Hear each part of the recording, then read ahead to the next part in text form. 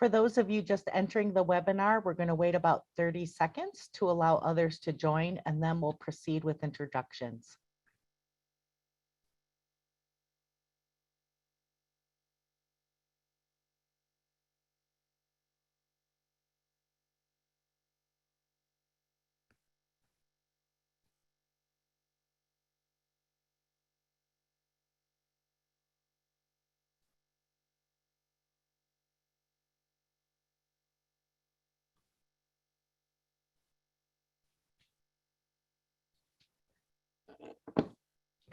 Hello, everyone, and thank you so much for joining us. Today's webinar is the sixth in our series discussing opportunities for tribes in the American Rescue Plan. Today, we will be having a conversation with Del Lavender, Lael Echohawk, Wendy Helgamo, and Joe Valandra about how tribes can maximize their American Rescue Plan opportunities. My name is Karen Diver, and I serve on the Board of Governors for the Honoring Nations program.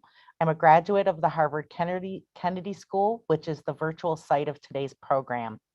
I was formerly the chairwoman of the Fond du Lac Band of Lake Superior, Chippewa, and served in the Obama White House as Special Assistant to the President on Native American Affairs. I currently serve as the Senior Advisor for Native American Affairs to the President of the University of Minnesota.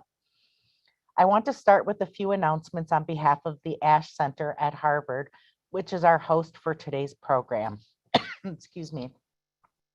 In particular, the Ash Center would like to acknowledge the land on which Harvard sits as the traditional territory of the Massachusetts people and a place which has long served as a site of meeting and exchange among nations. This event is being recorded and the video will be made publicly available on the Ash Center YouTube channel and through the website of the Harvard Project on American Indian Economic Development. You are welcome to submit questions anytime throughout today's program. Please send them via the question and answer button at the bottom of your screen. Please do not submit them via chat. We cannot monitor both the question and answer and the chat. So once again, the question and answer button is the proper way to submit questions. By way of a brief update from Treasury, the second allocation of the American Rescue Plan allocation to tribes should be distributed by mid-August. Treasury has noted that they are intending no further consultations prior to distribution in August. Now I'd like to introduce you to our distinguished speakers. First, joining us will be Del Lavender, attorney and former Assistant Secretary of Indian Affairs at the Department of Interior. Lael Echohawk, a citizen of the Pawnee Nation and descendant of the Upper Atna Athabascan people, is principal at M36 PLLC, a tribal advisory group. She has served as in-house counsel for tribes and served as legislative director for the Native American Contractors Association and counselor to the chairwoman of the National Indian Gaming Commission. Lael draws on over her 15 years of legal and advocacy experience representing tribes and tribal organizations to provide her clients the expert advice and input necessary to guide their decision-making. Also joining us is Wendy Helgamo, a citizen of the Ho-Chunk Nation, who has more than 20 years of experience in federal Indian law and policy and working with tribal governments. She is the senior legislative attorney at Big Fire Law and Policy Group. Previously, she was the senior advisor on Indian affairs to the United States Senate Democratic leader, Harry Reid of Nevada.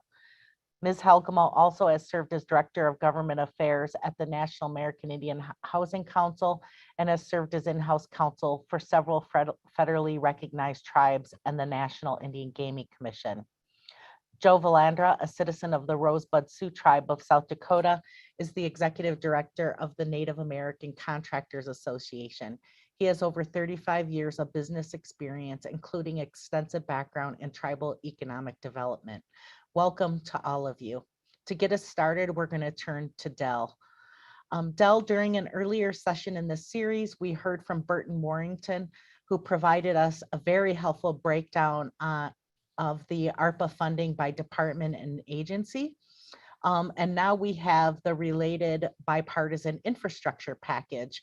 And we know that you've read all 2,700 plus pages of it. Can you summarize for us what's in the infrastructure package for tribes, and kind of just an overview of where this puts tribes in relation to that funding? Yeah, thank you, Karen. Thank you to everyone else who is joining this webinar and series number 6, put on by Harvard and the ASH organization. If you could bring up the slides, I'll set the table through 3 slides that I think at least provide a high-level overview of what's in the Bipartisan Infrastructure Investment and Jobs Act. It's a $1.2 trillion bill overall, and there's $550 billion in new spending, which includes highways, public transit, road safety, broadband, power grids, clean water, infrastructure, and many other things. In that bill, there's $3 billion over 5 years for high priority infrastructure through the Tribal Transportation Program. In addition, there's $351 billion overall for the country for surface transportation program, and that includes $100 million to repair and upgrade bridges in Indian country. In addition, there's $270 million over 5 years for road maintenance funding through the BIA roads program. And the bill also creates a new Assistant Secretary Office of Tribal Government Affairs at the U.S. Department of Transportation. And you see the source of this in addition to the text of the legislation. Next slide, please. There's $2.5 billion for a new Indian Water Rights Settlement Completion Fund, and it's available until expended. This is important because the original funding was in the PEPFAR dating back to 2009, and there needed to be additional funds to complete the obligations the United States had with various tribal nations around the country on their Indian water rights settlements. There's $3.5 billion for IHS Indian health facilities over 5 years, and that is specifically designated for domestic and community sanitation facilities for Indians, a much needed pot of funding. There's also $466 million that goes to the BIA for climate change related projects and water related construction over 5 years. And within that, there's $216 million on climate resilience, adaptation, and community relocation because of the effects of climate change. There's $250 million for irrigation, power, dam safety, and water sanitation that'll be utilized by tribes throughout the country. And then finally, on this slide, $400 million to remove barriers for fish passage. And there's a 15% set aside for tribes and tribal partnerships. Next slide, please. There's a wide variety of other programs that tribes are eligible for, including safe streets, energy, transmission, methane reduction, wildfire risk reduction, abandoned mine land reclamation, sanitation for rural and native villages in Alaska, and a variety of other transportation programs. There's $250 million over 5 years for tribal reservations in 5 different river basins for clean drinking water projects. And they're expressly delineated in the legislation for those 5 different basins. Tribes are also eligible for broadband grants, Digital Equity Act of 2021, and a variety of competitive grants, including middle mile broadband infrastructure with a 5% set aside for contracting. The important part about the middle mile broadband is that it doesn't have to have connection points from the beginning to the end like previous legislation. So this helps build out an entire system for broadband in Indian country. And that supplements the $1 billion that was appropriated in the Coronavirus Response and Relief Supplemental Appropriation Act last December. Tribes are also eligible for wildfire mitigation, reforestation, recycling practices, cybersecurity, public-private partnerships, Buy America, and clean school buses. And now this list is not exhaustive. There are other programs that they're eligible for, but I wanted to give a pretty representative sample of the types of things that are included in the Act. And as many of you know, and what the speakers will be talking about after this is what happens next, because there's debate on the Senate floor right now about 281 amendments that have been filed. I think the last slide is next. So with that, I'll turn it back over to you, Karen, and hopefully this sets the table for the discussion. Thank you so much, Del. That was helpful. So between the CARES Act, ARPA, and now hopefully the upcoming infrastructure bill, this is just some really significant funding coming into Indian country. And if you've joined us before, this series is really about positioning Indian country to make the most of this historic investment that is coming into our communities. Lael, I'd like to start with you actually. So tribes don't lack for projects that they want to complete. I mean, every tribe I know has planning departments and leaders who have drawers full of things that are waiting to be accomplished. But there's actually some steps they need to take beforehand in order to be ready for these historic investments.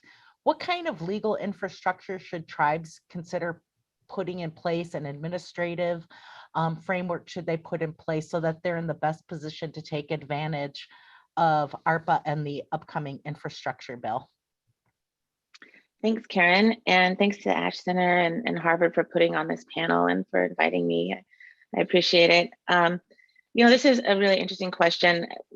I've been in-house counsel for a number of tribes, and I'm general counsel for a couple tribes and villages currently. And one of the things that I think I see often is we have planning departments, like you mentioned, and we have people with lots of great ideas and grant applications. But tribes, you know, oftentimes tribes pass ordinances, they pass, you know, policies and procedures, and then we don't go back and look at them. The opportunities that are coming out of ARPA and the bipartisan infrastructure package that's going to be being implemented and deployed in Indian country really requires us to take another look at what do our laws look like? Do we have building codes? When was the last time we did an inventory of all of our rights of ways or easements? How can we best lay the groundwork across our reservations or our land to make sure that that as the money is being deployed, we have updated our own internal processes and laws to best utilize these funds. One of my clients, I see that she's on the phone, Chairwoman Andrews Maltese, is an advocate always of making sure that that tribes have their own legal infrastructure in place, and then that there's an effort to make sure that whatever agency that's deploying respects those tribes infrastructure, legal infrastructure, like the building codes, making sure that there's quick and timely review of these rights of way infrastructure things. One of the things that I've run across recently is clients that have not looked at our formula area for HUD funding or service, well now PRC delivery areas for IHS. And that's one thing I strongly recommend my clients go back and take a look at, because you know agencies change those can change those areas, and sometimes if we haven't looked at them in 10 years, we don't understand exactly where we can deploy these funds. So taking a look at these things I think is really important. One other thing, Del talked about the broadband and the middle mile. There have been a couple tribes that have applied for and received ETC status from the FDC, which is eligible telecommunication carrier, which allows a tribe to be the telecommunication carrier for their area.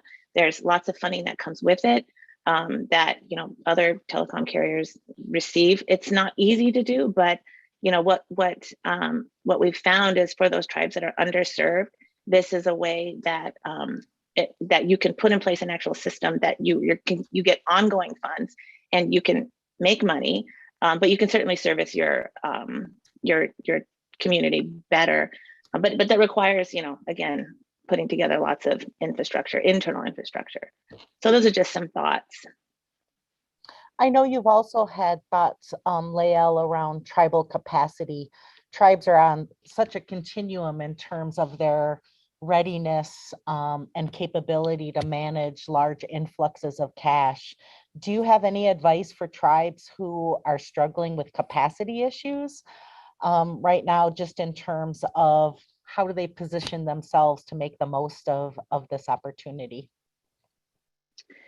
Yeah, I think what we're going to see out of the deployment of all of this COVID funding and now the infrastructure funding is going to be an emphasis on compliance and as the funds are deployed. So, you know, some of my clients are small. I get to work with lots of tribes and sizes, but the ones that are small, oftentimes, for example, I have a village client. They have 2 employees. They have an office manager and a tribal administrator, and they outsource their bookkeeping.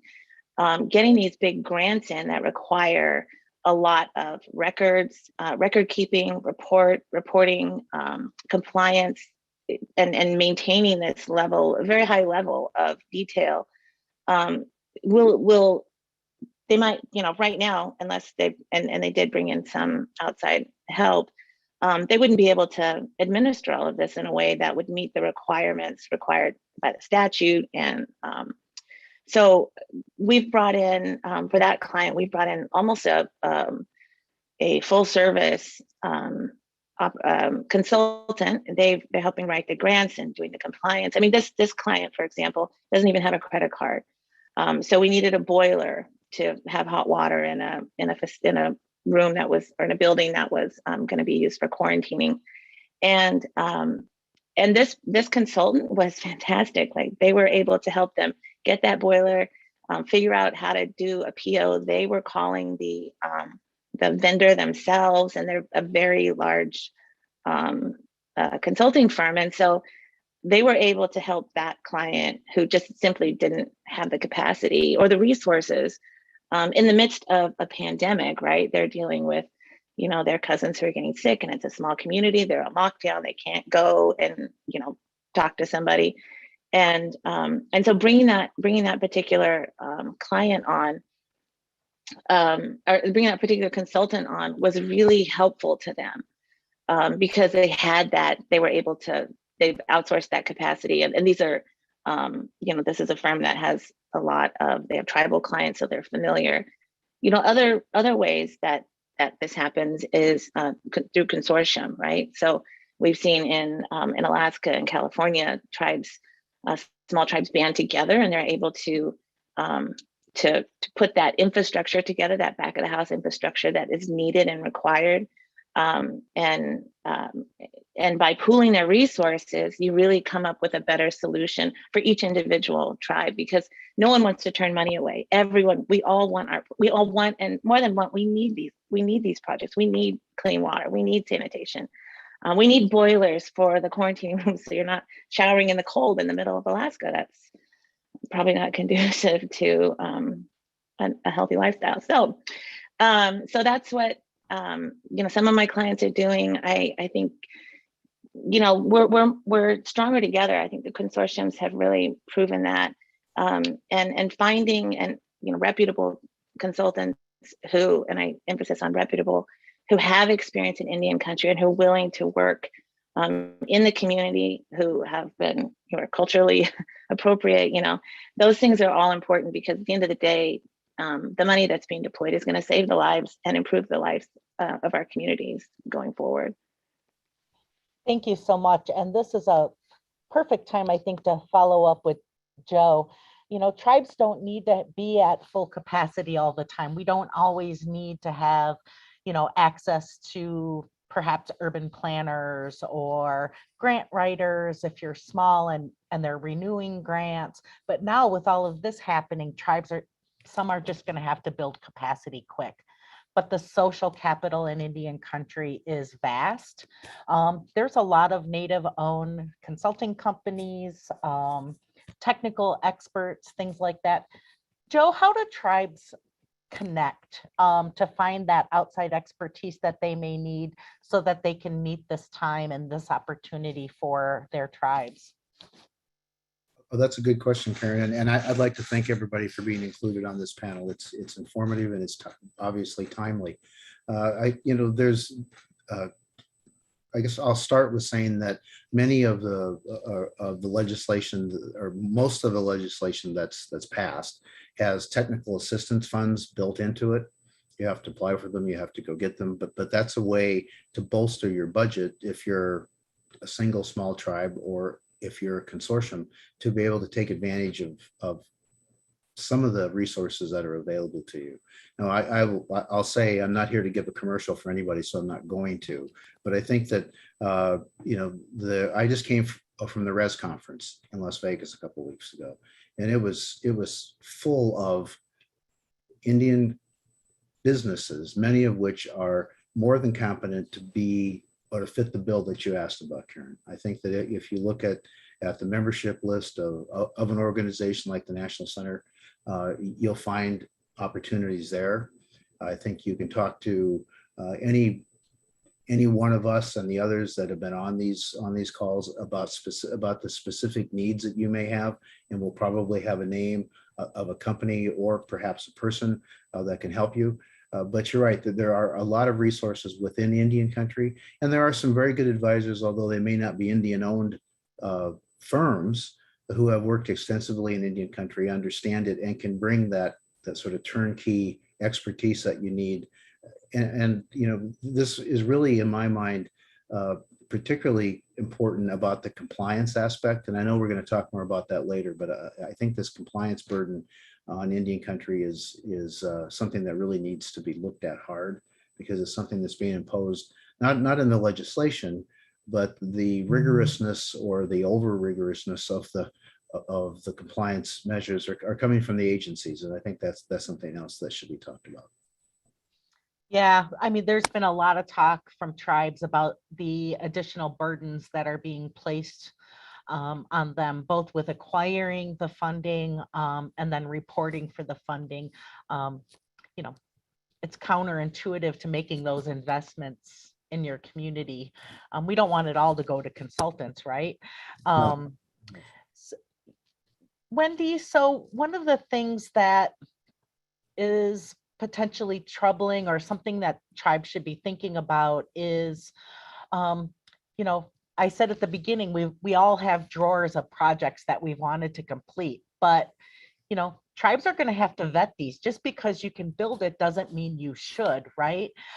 Because there's going to be ongoing operating and maintenance costs and upgrades over time.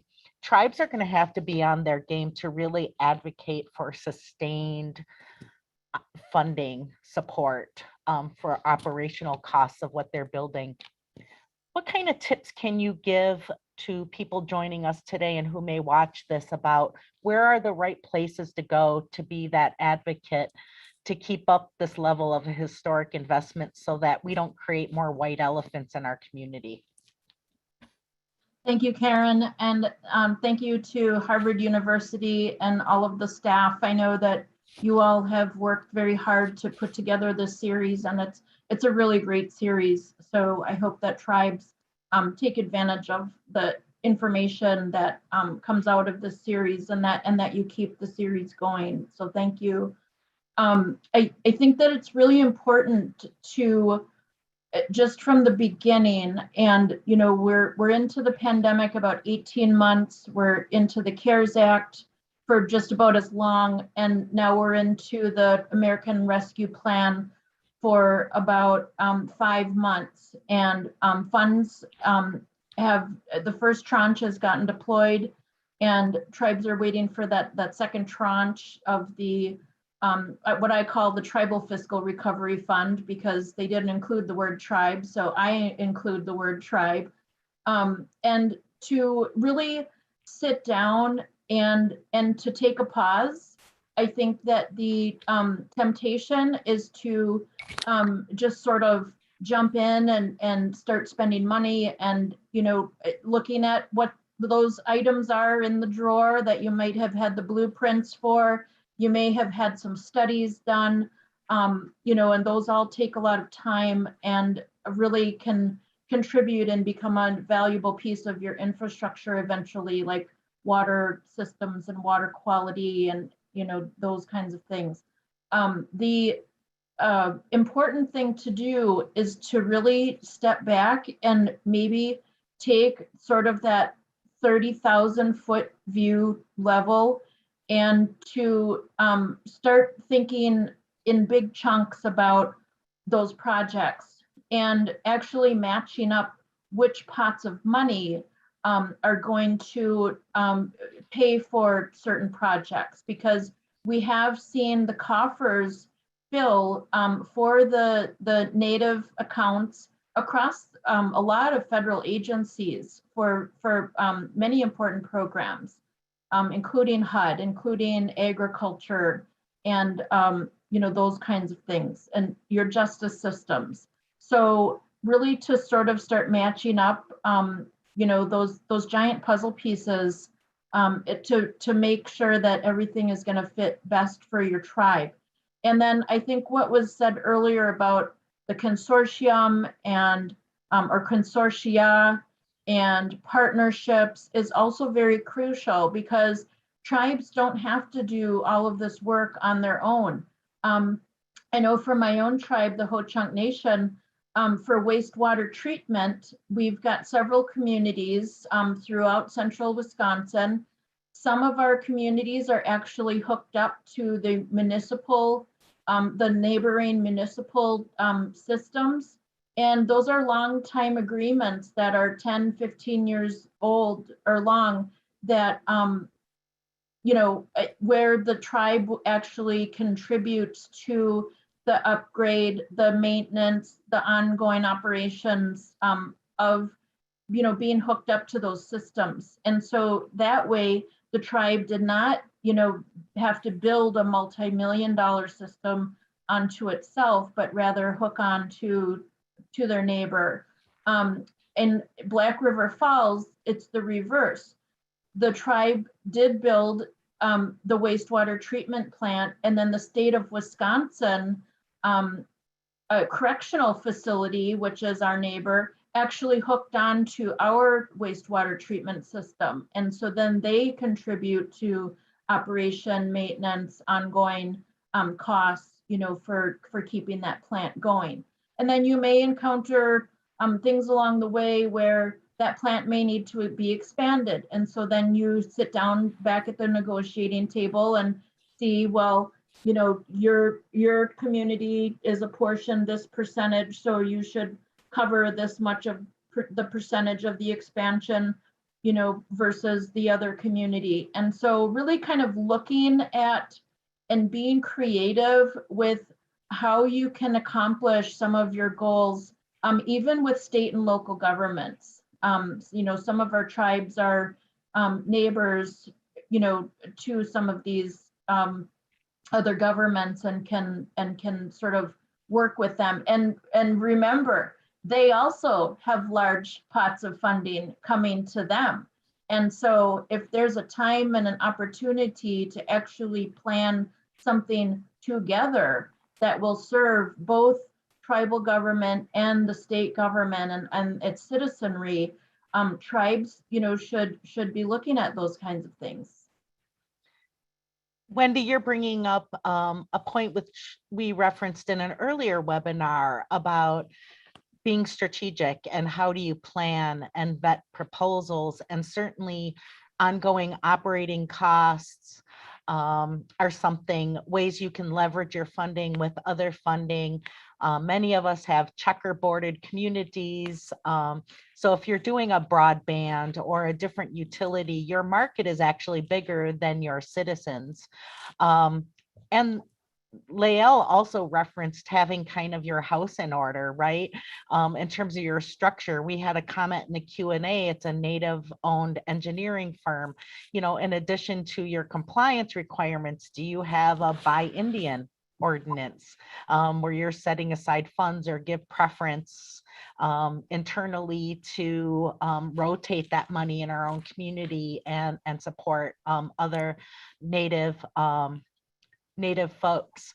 So when tribes, Wendy, are thinking about that leverage, thinking about ongoing relationships, you can do it operationally. Where should they look in DC specifically in terms of making sure that our invisibility doesn't happen again after this strategic investment happens? Yeah, I really encourage everybody, and this is an ongoing, lifelong commitment that tribal officials should make, because tribal officials come and go. Obviously, the tribe does not come and go, and tribal members, but the communication must be ongoing with your agency officials, within your regions, within the Washington, D.C. headquarters offices. And like Joe said earlier about make sure you're getting technical assistance to make sure that you're staying in compliance, that communication is key. I also think that communication is key with your congressional delegations. It is so important to know who those staffers are who handle Native affairs, and get to know them and update them. You might even think about having a quarterly meeting where it's just on the books, check in, and then, that may even include the congressman or the senator themselves who, value the relationship and really want to uphold that government to government relationship with the tribe. So I think that once that relationship is getting built, and you can build upon it, they work for you. They are public servants who need to uphold those responsibilities to tribes. And they can assist you. If you're having problems with a federal agency, tell them. They can write a letter.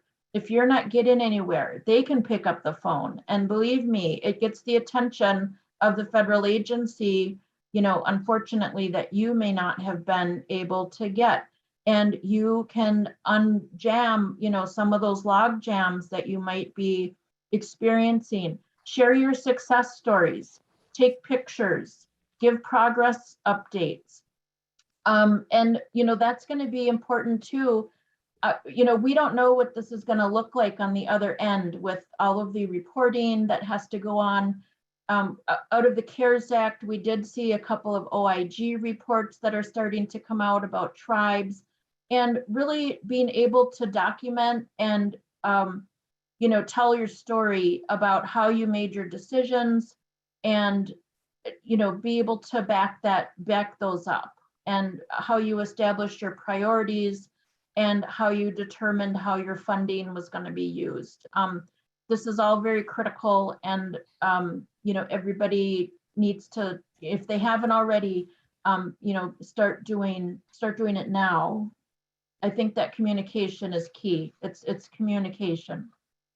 And, If I can, going back to that planning issue, this isn't CARES Act money. There's 5 years. Tribes can take that time they need to be thoughtful and do that documentation. Lael, you wanted to add to that? yeah, thank you. I just wanted to add to Wendy's point about collaboration with your surrounding communities. I've been involved in some projects that, obviously tribes, many tribes are located in rural areas. And one thing that I know that members of Congress love to see are these joint projects. And so I've been in meetings that were incredibly effective on the Hill, where we had a local community, a local non-tribal community there, like a mayor or a county executive with the tribe, meeting with that member of Congress. And those folks on the Hill, they love to see that, because at the end of the day, our communities are tied so closely together that these sort of joint projects really create some momentum and I think inspire Congress, remember your representative, to sort of really work even harder. And that's always the trick, right? Like, how can we get the folks in Congress to pay attention to our issues and really be advocates on our behalf? So Karen, if Thank you you. don't, can I step in for a sec? Absolutely. Thank you, I'd Joe. like to pull back to 30,000, 40,000 feet and say that, and this may just be me, but I've been watching this for a lot of years. I believe that DC, or some parts of DC, are finally realizing, or fully realizing, the errors of the past, and they're trying to take concrete steps in the right direction. And I think we see that in evidence in the CARES Act and in ARPA. There was actually a 5% set aside of the big pot of money. That hadn't happened before. That's why there was 20 billion and there was another 20 billion. And, if you add all those up, even through the infrastructure bill, as we've been able to calculate so far, it's more than $60 billion coming to tribes in the last 18 months or less. I think that's a trend we can take advantage of politically. That we notice it, look at it as a precedent that we can use when we talk to Congress. That you can't just start this and stop it now. You've done this for our communities. A lot has been done, but there's so much more that needs to be done. And I think part of that, there's been a little bit of a shift or a notice that tribal governments are really governments. For so many years, and Karen, you were a tribal leader, you were given a lot of lip service, but you weren't treated as if you were, heading up a government that had all the same concerns that every other government has: roads and water and sewer and life and death and all those things. I think there's a little more recognition of that on Capitol Hill. Unfortunately, it's not seeping all the way down to the agencies. So we need to take those precedents in Congress, no matter how small they might seem, and really advocate using those as precedents so that all the other practical things that we've been talking about can continue. Because I heard your question in a way that, all right, so we build the building, but next year, how do we fund the operations of the building? Well, we've got to have that perspective. And I think we can use this with Congress, and we just have to continue to beat on the administration to stop the paternalistic attitude and treat us like tribal governments. Treat us in a very apt analogy that we are just like any other government. If you want to use a state government as an analogy, I hate to, but that's probably the best one to use. We have all the same concerns of any state government, and you need to treat us the same way. So I think I wanted to make that point because I don't want that to be lost. I don't think I'm the only one who's seen that trend. And I think it's important. It's an important trend to recognize as you're evaluating your political opportunity going forward. I think that's a good point for you to bring up in terms of advocacy, Joe. We had a session on mental health and behavioral health and how critical that is in Indian country right now. So many of our community have really struggled with the effects of the pandemic and the additional trauma that's going on for it. And unlike broadband, where there's a source of revenue coming back, you can build specialized buildings for your behavioral health. You can invest in telemedicine, but it also means renegotiating those 638 contracts, right? Do you have any thoughts on maybe some strategies tribes could use around that sustainability for operating? Well, part of that is the funding for it, number one. And, depending, I guess if we're talking about mental health, we're probably talking about IHS, making sure that the level of increase of funding to IHS continues. And if need be, funds are directed or targeted towards, again, mental health as an example. I think, again, I'll come back to my point. I think there's a real opportunity there.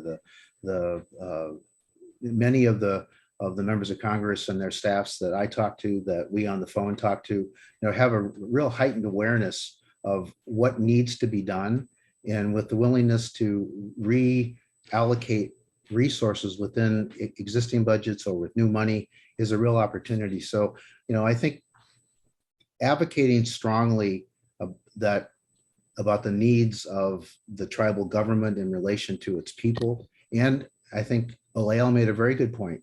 What happens in an Indian community that's often surrounded, Karen, as you said, by other non-Indians that are dependent on the same resources is a very strong argument. And I would combine all those different pieces in your advocacy and really hammer that home.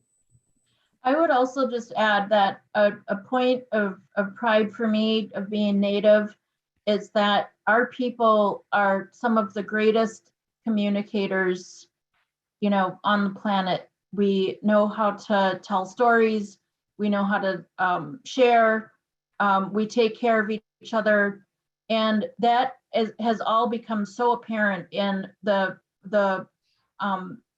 stories that you're hearing of how Native people are getting through the pandemic and preparing for the future. I also want to say that I think that Native people are some of the greatest politicians. They know the pressure points. They know who's in power and how people make decisions, and they are very effective at influencing, how that's done. And that has just got to be juiced up. I mean, just juice it up. Juice up your communications. Juice up your politics. That's going to help us get through this historic, amount of funding that's coming to Indian country. Thank you, Wendy. Joe, we had a question in the chat about the Contractors Association. Is there any vetting that is done? Can people use that as kind of a one-stop shop to help them find the additional capacity that they need? Can you talk a little bit about your organization and how it might be available to help tribes? Sure, I'd be happy to. The Native American Contractors Association has tribes, Alaska Native corporations, and Native Hawaiian organizations as our members. All are vetted. There's provisions in the bylaws, and so that if the question sort of leans to, are there organizations within my organization claiming to be Indians that haven't been vetted? No, that's not the case. So, and our members provide a wide range of services, and they're all, I want to make this point, they're all entity owned, which means they're either owned by the tribe or an entity that the tribe owns. They're owned by an ANC, or they're owned by a Native Hawaiian organization. So they're good, credible, long-term resources for Indian country, and I'd be happy to answer any questions offline. And we'll certainly make sure that the Harvard Project links to your organization's websites to assist tribes in finding out that information. Lael, you, on behalf of your tribal clients, what are you hearing from them about what they think are the biggest opportunities or the biggest challenges they're facing right now? I mean, it's a little overwhelming. I mean, the new infrastructure bill, 2,700 plus pages, and it's not done yet. It's growing, so to speak. It's like a gremlin, you throw water on it and it grows by another 1,000 pages, right? How are you helping them navigate that? Where can they go? My biggest worry is it's just getting so complicated that we're going to miss opportunities. Yeah. Thank you for that question. It's, it is overwhelming. I'm fortunate to be part of a group, just sort of an ad hoc group that includes some of the panelists on this call, where we've been sharing information back and forth with each other and just helping our clients navigate all of these funding streams that are coming at them.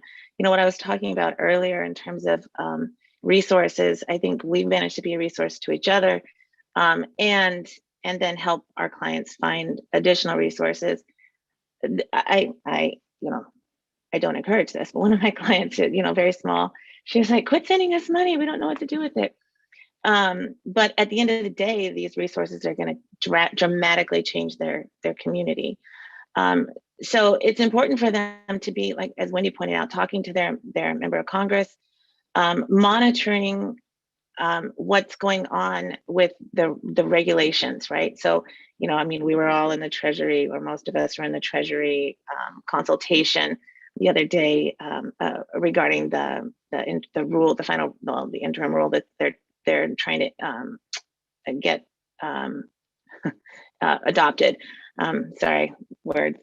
But those are things, talking to the regional office of these agencies that are trying to deploy these funds, making sure that you're participating in the consultations. And there are some amazing tribal, intertribal organizations that are producing just amazing summaries, using those folks as resources and chiming in where you think it's appropriate. I think, as we, the 2,700 page statute is nothing compared to the hundreds of thousands of pages of regulations and policies and procedures that are going to be drafted as a result in order to get this stuff deployed. So utilizing those kind of resources, I think, is critical, because no one person is capable of tracking all of this at all. And, just prioritizing your projects, right? Like maybe you've got adequate broadband, right? So, to the extent, if that's not something that you need to track, then, their time is precious, and time with our loved ones is precious, and making sure that throughout this pandemic and this just the stuff that we're going through just individually in our personal lives, we can't do everything. So strategic planning, I think, is really important, and something I'm encouraging my clients to do. Strategize, figure out the plan. Where do you see the highest need, and focus your attention there. And as you do, think about that sustainability that we've been talking about throughout this this webinar. How are we going to make sure that at the end of all this, that these projects are sustainable, that we can maintain them, and that they continue to have a long life for our communities. So those are just a couple of things. And I just want to add one thing to Joe's point earlier. And to the question, there are Native American chambers of commerce, and those are places that I like to point folks to, particularly individually owned, tribally owned businesses, to find those folks and use them as a resource, because they're engaged in business and in that arena, and they know each other. They're often work together and are able to help particularly as individually owned, tribally owned businesses. They're great. Thank you, Lael. I want to say one more thing about another point of pride is that some of the stories that we're hearing out of the pandemic have really shown our Native ingenuity, meeting the needs of our communities, converting a Head Start bus or something like that to, go around and give vaccinations, deliver food. We've really been able to take care of each other, and, those kinds of things can, I was on the National American Indian Housing Council's legislative summit a little earlier, and the housing authorities were talking about how they implemented some policies that, were basically in survival mode at the time, but they really learned themselves that, hey, this is really great, and we're going to keep, doing these kinds of things. So being able to sort of institutionalize those kinds of things that you came up with on the fly due to our survival, that's how our people have survived for centuries. We have that wherewithal, and like I was saying earlier, the communication skills. Our people were the code talkers, so we've gone from code talkers, we've gone from smoke signals to code talkers to Zoom, and we will survive, and we're going to make things work really well. Wendy, I'd like to actually follow up on all of that, because I saw tribes really being entrepreneurial. During the midst of the crisis, they were prioritizing, they were meeting basic needs, just really filling a gap, and they were taking care of larger swaths of a broad definition of community by getting shots in the arms of our non-native neighbors and coworkers and things like that. So now that, information is getting out into community about the additional investment through ARPA, not just CARES Act, and the pressure is on our tribal leaders right now, right? You see some tribes are doing per capita payments. There's some pushback from community saying, wait, let's make some really strategic long-term investments. But then they're balancing that with still somewhat of that crisis mode. A lot of operations aren't fully up and running. They're rolling back, opening up because of Delta variant, etc. what do you hear and or advice that you would give? And for everybody who's listening, none of these should substitute for your own legal advice. We're talking generally. You should seek your own legal counsel if you have specific legal questions. But what are you hearing about messaging and how tribes are really having this back and forth within their community about how to prioritize and what can and can't or should or shouldn't be done with this opportunity? I mean, I think that a lot of tribes probably have similar priorities. Our young people, their education, our elders, health, protecting those who are immunocompromised, diabetes, we have high rates of diabetes, and housing, these are all commonalities that you see. And I think that one of the tools that I heard, some tribes doing is setting up a task force just to address the pandemic and meeting on a regular basis, like, pretty heavy duty meeting once a week or so, and really laying out, some of these things that we've been talking about and how to approach, those issues and those tasks and those needs and how to fund it. And so, maybe that's, what people can do is just set up those sort of work groups or those task force. And, we're the originators of democracy, so tribes will pick who they think should be on those task force, to make those kinds of decisions for the people. I think, I always say on things that we just need to go back to the basics. The point of the CARES Act and the point of the American Rescue Plan is to stop the spread of coronavirus.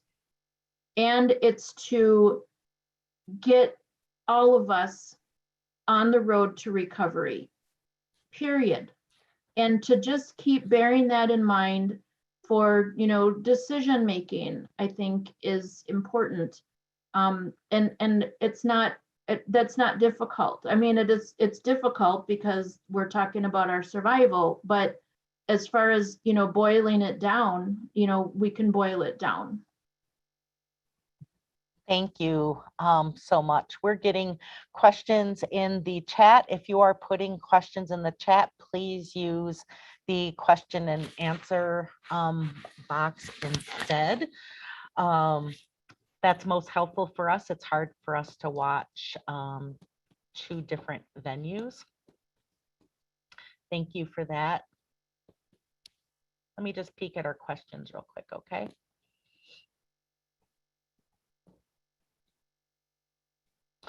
What do we know, and this is for any of you, we have kind of different tribal statuses, so to speak. We have the Alaskan villages, then we have the Alaskan corporations, and we know there was litigation around the corporation for CARES Act. Now we're moving forward with some answers for that, but then we also have our Hawaiian brothers and sisters. What do we know out there in terms of equity across those differing tribal structures, so to speak, to make sure that there's some of that equity within Indian country? And that's for any of you. Well, you ask a tough question, Karen, because I don't think there is equity across the board for the four groups that you mentioned. I mean, the CARES Act did bring about the litigation to determine whether or not the ANCs were intended to be included in the funding. The Supreme Court said they were, but subsequent acts have made it clear that you had to be a federally recognized tribe in order to receive some or most of the funds. The Hawaiians weren't mentioned. They're not federally recognized yet, and they have a whole different status in the law that has been growing over time, but they have a very unique status. So I think, in terms of trying to address equity, I don't think it's there. Now, maybe some other panelists will disagree with me or maybe clarify a little bit, but there isn't equity across the board. But that's why it's a tough question, I guess. Yes, it is, isn't it? I Wendy? think that this is a good time though to sort of drill down on those issues, because you have someone like Senator Brian Schatz from Hawaii, who is the chairman of the Senate Committee on Indian Affairs. And so that will certainly bring light to all the indigenous people that we have in the United States, Alaska Natives, American Indians, and Native Hawaiians. And interestingly, the vice chairwoman of the Senate Committee on Indian Affairs is Lisa Murkowski from Alaska. Those two particular states have had a long history and alliance together. And I have just been watching with great interest what the two of them make as priorities and how they are going to work jointly to really raise these issues. Lael, I would think it's, you wanting to join that conversation? yeah, you know, I grew up in Alaska and in and out of very remote villages, and one of my sister lives in Hawaii right now and helps take care of traditional Lo'i. And you know, it's for me, and sometimes I get you know, a little Pollyanna, but I'm going to do it anyways.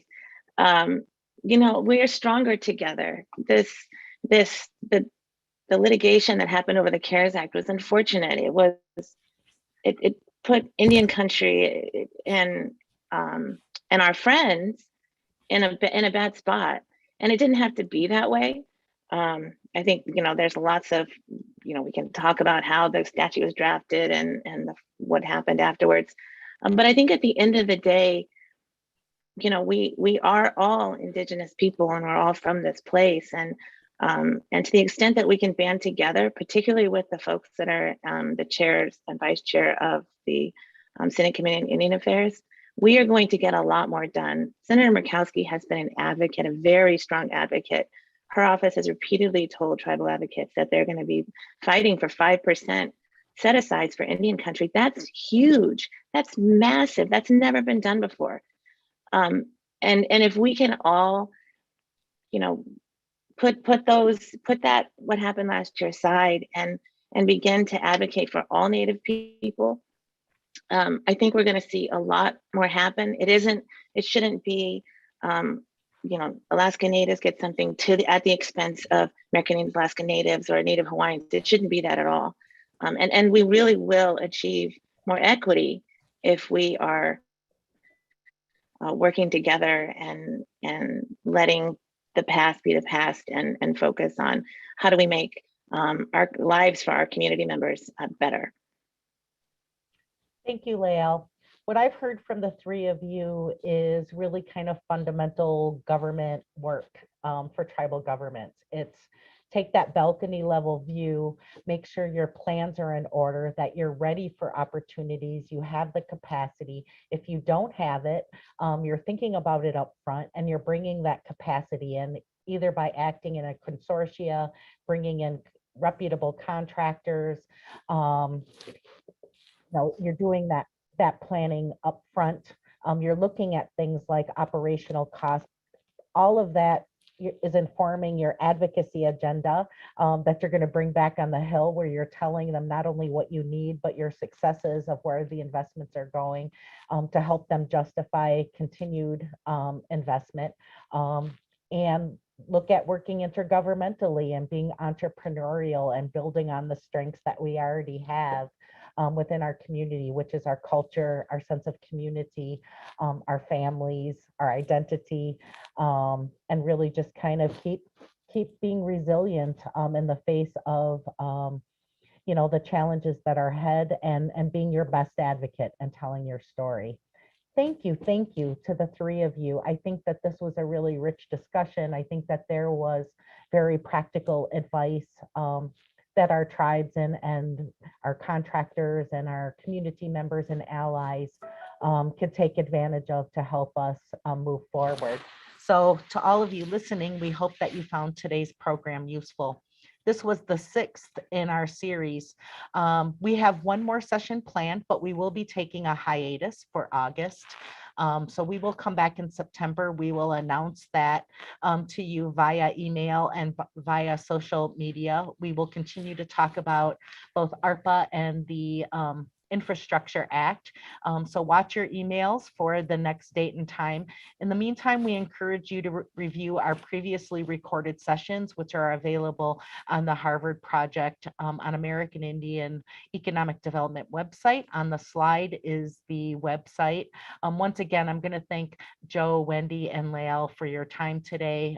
Indian Country is better for all of your efforts. So thank you for your time, and we will see you all in about a month or so. Thank you so much for joining us today.